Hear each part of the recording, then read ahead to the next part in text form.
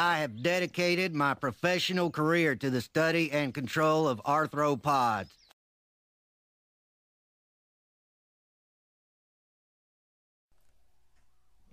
Hello, this is a video response to bberchin's I'm a Former Christian video. The reason I'm responding to this is that I found this to be absolutely one of the most insulting pieces of garbage I've seen in a long time. I couldn't believe it when I'd seen it. It's an older video, but I'd missed this one. This is quite the joke. The one thing I found really, really offensive is this idea that he was proposing that this is his idea, his what he was pushing is that one could never have been a former Christian. So all the people who claim to have been Christians were never true Christians, because if you were a true Christian, you'd still be one now. It's just an amazing. Okay, let me try to pick this apart here. First of all, it's pretty clear that his theology is this piecemeal approach, meaning he's taken bits here and bits there and bits here and put it together into some kind of a semi-coherent storyline. He probably didn't come up with it his own. It's pretty obvious that he was spoon-fed a lot of different pieces. One of the pieces I get out of that is this Calvinist idea.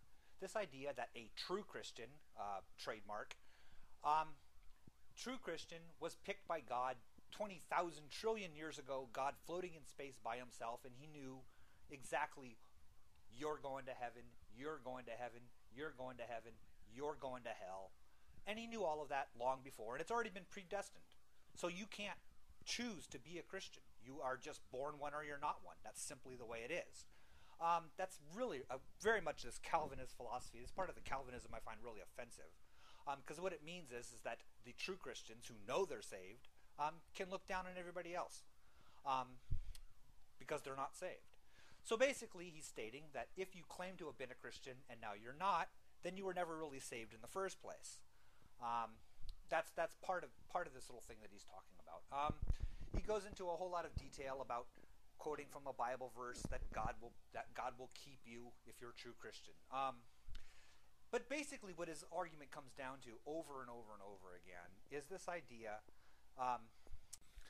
is that if you know that the Bible is truth, absolute truth with a capital T, then absolutely no amount of experience is going to change your mind about that. That means that if you find a supposed flaw in the Bible, you're not going to accept the Bible as still being flawed. You believe in truth. This is a kind of a ridiculous concept, and it's not even the same concept as the Calvinist idea he was talking about before. It's a whole different area of belief. This is this idea that if you accept something as true, if you believe it 100% in your heart, no amount of evidence is going to change that. And if evidence does change that, then you never really believed it in the first place. I remember, okay, I'll tell a quick little story here. Years ago, I had a friend whose parents were ghostbusters. They actually took people's money, going into their homes with crystals and taking the evil spirits out of their home and bringing them back to their own house, where they would let them free and then eventually send them on their way to the next plane of existence. And they actually made a living doing this. I found it really, really amusing. And I expressed a disbelief. I didn't believe in ghosts. And I was told, well, come to my house. If you come to my house, all doubters have run away screaming from my house. If you don't believe, you'll certainly believe after a few hours at my home with the ghosts running around. So I was excited by this concept, and I went to the house. And I went there, walked in, sat down, was asked if I felt this, and I felt that. And I was like, no, I don't feel anything. I don't feel anything. And it's like, okay, see, I told you, nothing's happening. You know, rattle some curtains. Do something for me if there's ghosts out here. And they told me that my disbelief in ghosts was preventing me from seeing all of them around me, that I was surrounded by them. In fact, some of them were perching on my head and crap like that. And I wasn't noticing it because I didn't believe in them. So I had to, and it's like, so you're telling me that I have to believe 100% with all of my heart, have 100% absolute faith in ghosts to perceive that the ghosts are real? And I was like, yes, absolutely, that's required. It's like, oh, so I know this joke. It's the same concept as this with the Bible. You have to believe that the Bible is covered from front to back 100% true, that there's no contradictions in it, and then suddenly all of the truth comes forward, and all of the contradictions disappear, and all that other stuff. It's as if it's no different than Joseph Smith's little magic sunglasses or anything else that any other concept people are trying to say, that there's something special that true Christians have that other people don't have, and that therefore you can't interpret the Bible without this special something. This is just it's just insulting all the way around. I mean, I was a Christian. I don't care if Brett thinks I wasn't a Christian. I mean, that's just retarded. Okay, Brett doesn't know me, and Brett doesn't know squat about being a Christian. Apparently, he seems to know a whole lot about what he's been spoon-fed, from what I can see in his videos. I've watched a number of them now. It's kind of comical, really. I'll get to the funniest part about this I'm a former Christian video at the end, what I think is hilarious. So anyway, but the point is, I was a Christian. I believed it. I felt that whole thing when I first became a true Christian. TM. I felt my heart was gonna explode. I was moved. I felt this whole thing. I fell down on the aisle. It was this amazing conversion. Years later, I have to state about that conversion experience, which I used as evidence for a long time against my doubts, stating that, well, how could I have felt that power of the Holy Spirit in me if it wasn't real? Years and years and years later, I'm not going to go into any details for fear of incriminating myself, but in a slightly altered state of mind, I lay in the dark listening to Pink Floyd's Metal album, and the song Echoes suddenly at the time seemed to me to be prophecy, angelic prophecy to me, and I felt that exact same thing. I felt my chest swelling. I was moved to tears by this powerful emotion, which, by the way, was not spiritually induced. So anyway, but that all aside, I think that, okay, for Brett to go out and say that somebody's not a true Christian because he knows they're not a true Christian and that they're just deluding themselves, that they're fake Christians, has got to be one of the most arrogant things I've ever heard anybody say. It's just amazing. Anyway, one of the things I wanted to get to, one of the points I wanted to make about his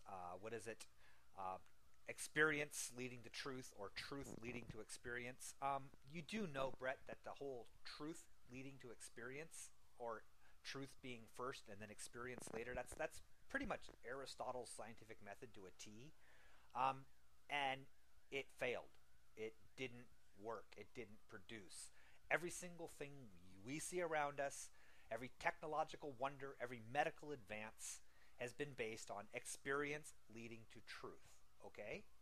The computer you like to type into, or whatever it is you're doing, came from experience leading to hypotheses that eventually lead to some approximation of the truth that science can get at. No science. In fact, most areas of human knowledge, in fact, none but pure religion at its worst, ever starts with truth leading to experience. That means that you have the truth first, and nothing else you see, no evidence will ever alter that truth. I would think that if there is a God, and I don't believe there is, but if there is a God, that he would find that to be amazingly pathetic and insulting, and a complete disuse of this incredible brain you believe he gave us. That's what I think.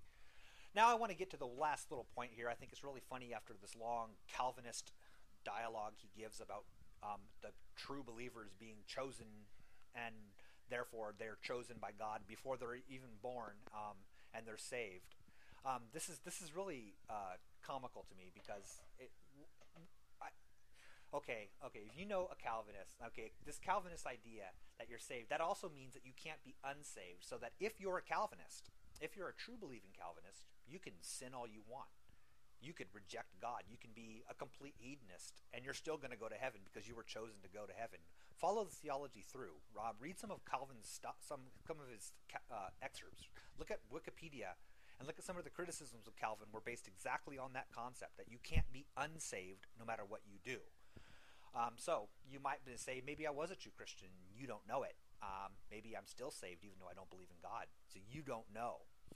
But anyway, all of that aside, what I found was really funny is that at the end of your video, you say choose Jesus as your Lord and Savior, and you will be saved, or something like that. Like you just stated beforehand, you can't choose God; God chooses you. You see, there's a big contradiction there.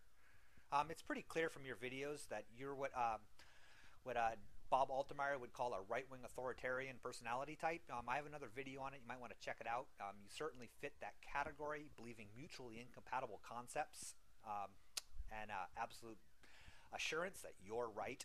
So anyway, take some of what I said to heart. Try not to be insulting, but it's hard not to be when you're that insulting to me. Bye.